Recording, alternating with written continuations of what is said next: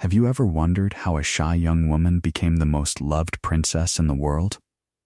Millions admired her smile, but very few knew the pain she carried behind it. She lived in a royal palace, wore beautiful crowns, and was followed by cameras everywhere she went. Yet her life was filled with love, heartbreak, courage, and sacrifice. This is the incredible true story of Princess Diana, a woman who changed the British royal family forever and touched millions of lives with her kindness. From a quiet little girl to the world's most famous princess, and from fairy tale dreams to a heartbreaking ending, every chapter of her life will surprise you. So stay with us until the very end, because this is not just the story of a princess. It is the story of a woman the world will never forget. It will also help improve your English. We use A2 B1 level English so beginners can understand it easily. Sit back, relax, and get ready. Princess Diana's story will touch your heart. Chapter 1: A shy girl named Diana. Long before she became the Princess of Wales, Diana was simply a little girl named Diana Spencer. She was born on July 1st, 1961, in Park House, a beautiful country home on the Sandringham estate in Norfolk, England.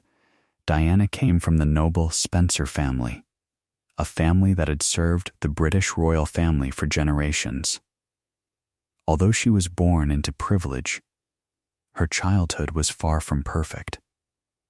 When Diana was still very young, her parents' marriage began to fall apart. Arguments became common, and the happy family life she once knew slowly disappeared. In 1969, her parents divorced.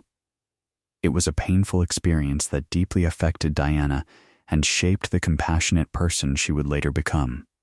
As a child, Diana was quiet, gentle, and often shy. She loved music, ballet, swimming, and spending time outdoors. She was not the best student in school, but she had something much more special: a warm heart. Friends and teachers remembered her as kind, caring, and always ready to help someone in need. As she grew older, Diana attended several schools before studying at Institut Alpin Vitaminet in Switzerland. Although she never finished a university degree, she gained independence and confidence while living away from home. After returning to London, she worked ordinary jobs, including as a nanny, a kindergarten assistant, and a house cleaner. At that time, no one imagined that this humble young woman would one day become the most famous princess in the world. Life was quietly preparing Diana for a future she could never have imagined. Chapter 2: A meeting that changed history. In 1977, Diana Spencer was only 16 years old when she first met Prince Charles. At the time, Charles was visiting Althorpe House to spend time with Diana's older sister, Lady Sarah Spencer. Their meeting was brief, and neither of them imagined that history was quietly beginning to unfold. A few years later, their paths crossed again. Diana had grown into a graceful and kind young woman. Prince Charles, who was under increasing public pressure to find a suitable bride, began to notice her. Diana's gentle personality, respect for royal traditions, and noble family background made her an ideal match in the eyes of the royal family. As they spent more time together, newspapers across Britain became curious. Every public appearance attracted photographers. Rumors about a royal romance quickly spread around the world. Diana suddenly found herself surrounded by cameras wherever she went. It was a level of attention she had never experienced before. On February 24th, 1981, Buckingham Palace officially announced the engagement of Prince Charles and Lady Diana Spencer. The news made headlines across the globe. Millions celebrated what seemed to be the beginning of a real-life fairy tale. During their engagement interview, Diana was asked if the couple was in love. She smiled and answered, of course. Charles replied, "Whatever in love means." His unexpected words surprised many people, although few understood their significance at the time. Diana was only 20 years old. Within a few months, she would step into the British royal family and begin a life that would change her forever. Chapter 3: The Wedding That Captivated the World. On the morning of July 29, 1981, millions of people woke up early to witness a moment that would become one of the most unforgettable events in modern history. London was filled with excitement. Streets were decorated with Union Jack flags, thousands of people gathered along the roads, and millions more watched from their television screens around the world. It was more than a royal wedding, it was a global celebration. Diana left Clarence House in the famous glass coach and traveled to St. Paul's Cathedral. As she stepped out of the carriage, the crowd fell silent for a moment. She wore a breathtaking ivory silk wedding dress designed by David and Elizabeth Emanuel. Its dramatic 25-foot train became one of the most iconic images in royal history. Inside the cathedral, over 2,000 guests watched as Lady Diana Spencer walked slowly toward Prince Charles. Around the world, an estimated 750 million people followed the ceremony live, making it one of the most watched television events ever. After exchanging their vows, Diana officially became Her Royal Highness the Princess of Wales. The newly married couple returned through the streets of London in the royal carriage, while enormous crowds cheered with joy. When they appeared on the balcony of Buckingham Palace and shared their famous kiss, people believed they were witnessing the beginning of a perfect fairy tale. But behind the smiles, cameras, and celebrations, the challenges of royal life were only beginning. The world saw a dream come true, while Diana was about to enter a life far more complicated than anyone could imagine. Chapter 4: Behind the Palace Walls. After the wedding, the world believed Diana had found her happily ever after. She was now the Princess of Wales, admired by millions wherever she went. Every smile, every dress, and every public appearance became front-page news. But behind the grand palace walls, Diana's new life was very different from what people imagined. Royal life followed strict traditions. Every day was carefully planned. There were rules about how to dress, how to speak, where to stand, and even how to greet people. For a young woman who had just turned 20, the adjustment was overwhelming. At the same time, the world's attention never stopped. Cameras followed Diana everywhere. Newspapers wrote about every detail of her life, and photographers waited outside nearly every place she visited. She often felt that she had lost the simple life she once enjoyed. The pressure slowly began to affect her mental and physical health. Diana later revealed that she struggled with bulimia, an eating disorder that developed during this difficult period. She also experienced loneliness and emotional pain while trying to meet the expectations of both the royal family and the public. Despite these challenges, Diana found happiness when she became a mother. On June 21, 1982, she gave birth to her first son, Prince William. 2 years later, on September 15, 1984, her second son, Prince Harry, was born. Motherhood became the brightest part of Diana's life. Unlike many previous royal traditions, she wanted her children to experience the real world. She took them to amusement parks, fast food restaurants, hospitals, and homeless shelters. She believed they should understand both privilege and compassion.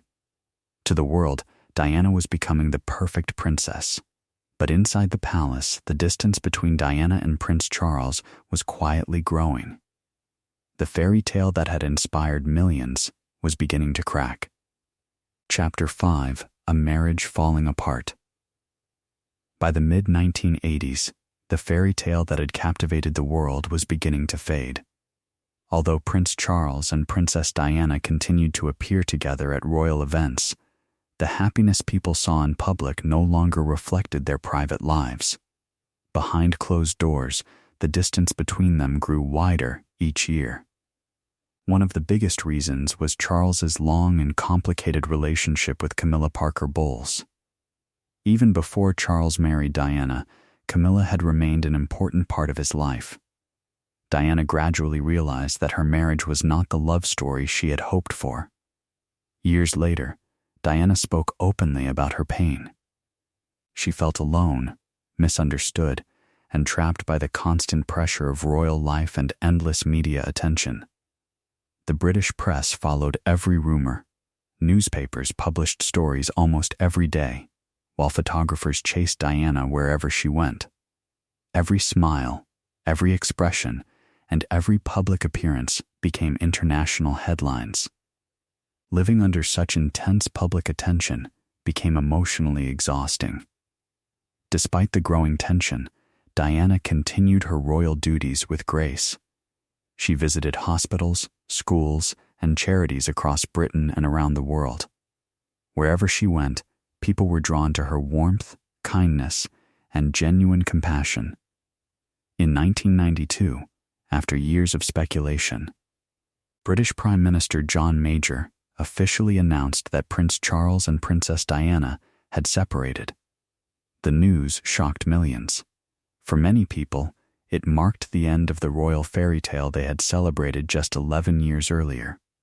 Although the marriage was falling apart, Diana herself was about to become more admired than ever before. Chapter 6: The People's Princess. Although her marriage was coming to an end, Diana's greatest chapter was only beginning. Freed from trying to appear as the perfect royal wife, she focused on something that truly came from her heart: helping people. Unlike many public figures of her time, Diana did not simply attend charity events for photographs. She listened to people, held their hands, comforted families, and spent time with those whom society often ignored. In 1987, during a time when fear and misunderstanding surrounded AIDS, Diana visited Middlesex Hospital in London. She shook hands with an AIDS patient without wearing gloves. At that time, many people wrongly believed the disease could spread through simple touch.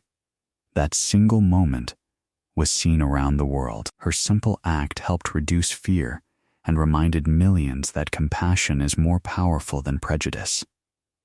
Diana also became a passionate supporter of children living in hospitals, people experiencing homelessness, and those struggling with serious illnesses. She visited countries affected by war and poverty, meeting ordinary people face to face instead of observing from a distance. In January 1997, she traveled to Angola to support the campaign against landmines. Wearing protective equipment, she carefully walked through an active minefield to show the world the danger that innocent families faced every day. The powerful images reached every corner of the globe and inspired international action against anti-personnel landmines. By now, Diana was admired for something far greater than royal titles. People no longer loved her simply because she was a princess. They loved her because she showed kindness without fear, dignity without pride, and compassion without limits. It was during these years that millions around the world gave her a name that would never be forgotten: the People's Princess. Chapter 7: Freedom and a New Beginning. By 1996, it had become clear that there was no way to save the marriage. On August 28, 1996, the divorce between Prince Charles and Princess Diana was officially finalized. It marked the end of one of the most famous royal marriages in modern history. After the divorce, Diana no longer held the title Her Royal Highness. However, she remained Diana, Princess of Wales, and she continued to be one of the most recognized and admired women in the world. Although this chapter of her life was painful, Diana refused to let it define her.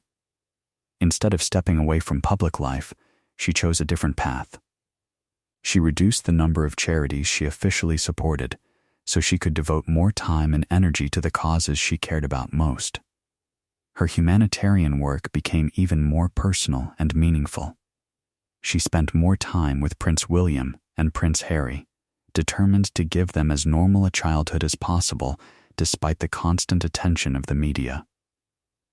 She wanted her sons to understand kindness, responsibility, and the lives of ordinary people.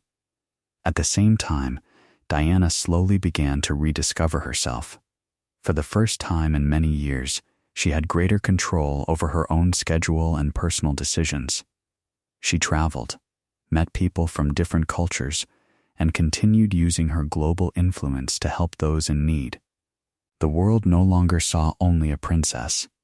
They saw a strong, independent woman who had survived heartbreak without losing her compassion. It seemed that a brighter future was finally beginning. But fate had one final and heartbreaking chapter waiting just ahead. Chapter 8: The Final Summer. In the summer of 1997, Diana was no longer living as a royal wife, but she remained the most photographed woman in the world. That summer, she spent time in the Mediterranean with Dodi Fayed, the son of Egyptian businessman Mohammed al-Fayed. Photographs of the couple quickly appeared on the front pages of newspapers across Europe and America, and public curiosity about Diana's personal life reached an intense new level. Wherever she traveled, photographers followed her constantly. Boats, beaches, hotels, airports, and city streets became scenes of a relentless media chase. Diana had lived with press attention for years, but the pressure during this period became especially overwhelming. In late August, Diana and Dodi traveled to Paris. They arrived on August 30th, 1997, and stayed at the Ritz Hotel, which was owned by the al-Fayed family. Outside the hotel, photographers gathered in large numbers, hoping to capture exclusive images of the couple. As night fell, Diana appeared tired of being surrounded by cameras. Plans were made for the couple to leave the hotel through a rear exit in an attempt to avoid the waiting photographers. Shortly after midnight, they entered a black Mercedes and drove into the streets of Paris. Several photographers followed on motorcycles and scooters as the car moved through the city. No one inside that vehicle could have known that these would become the final moments of Princess Diana's life. The world was only hours away from receiving news that would stop millions of hearts. Chapter 9: A Tragedy That Shook the World.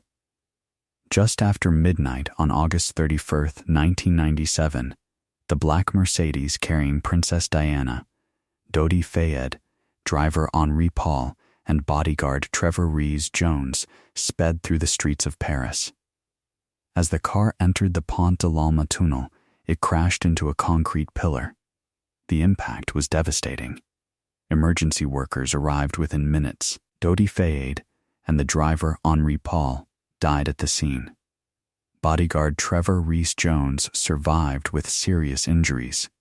Princess Diana was still alive.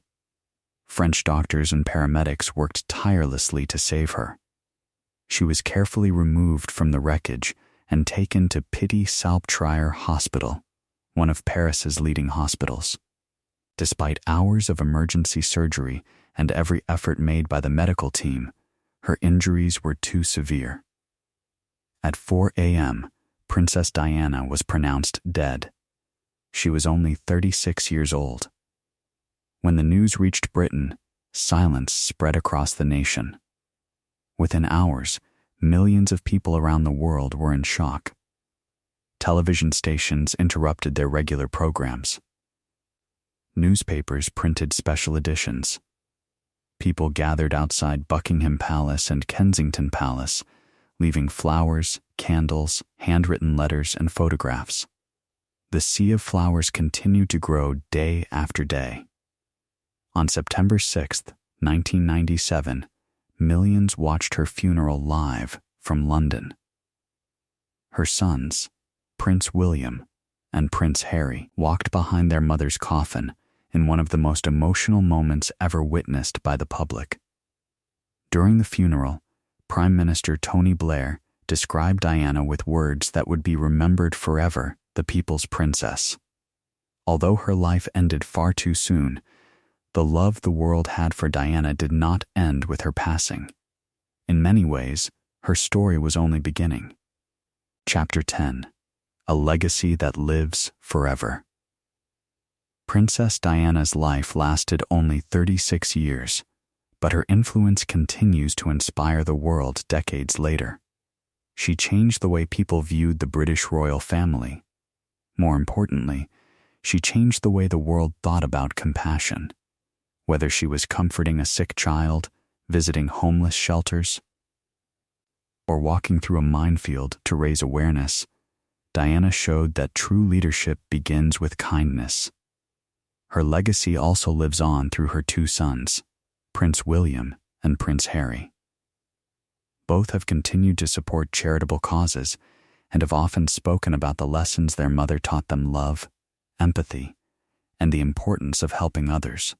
Today, Princess Diana is remembered not for the palace she lived in or the crown she wore, but for the lives she touched. Around the world, people still visit Kensington Palace to leave flowers and messages in her memory. Books are written about her, documentaries continue to tell her story, and new generations discover the remarkable woman who became known as the People's Princess. Her story reminds us that fame, wealth, and power do not guarantee happiness, but kindness, courage, and compassion can leave a legacy that lasts forever.